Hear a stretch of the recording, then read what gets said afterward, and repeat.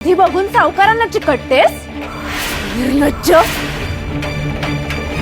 तू माझ्या नवऱ्याला स्पर्श करायची हिम्मत कशी केली?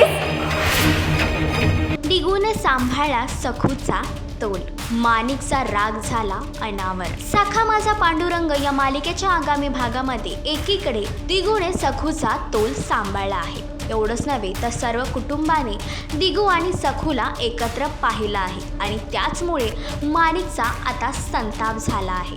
यावर माणिकने सखूला शिक्षा दिली आहे की जोपर्यंत मी थांब म्हणत नाही तोपर्यंत तू स्वतःच्या हाताने स्वतःला मारून घ्यायचं आणि त्या अगोदर मालक असं म्हणायचं. तर माणिकने दिलेली शिक्षा दिगूला सहन होत नाहीये आणि त्यामुळे त्याने तिथून जाण्याचा निश्चय घेतला आहे. पण दिगू सखूची मदत करू शकेल का?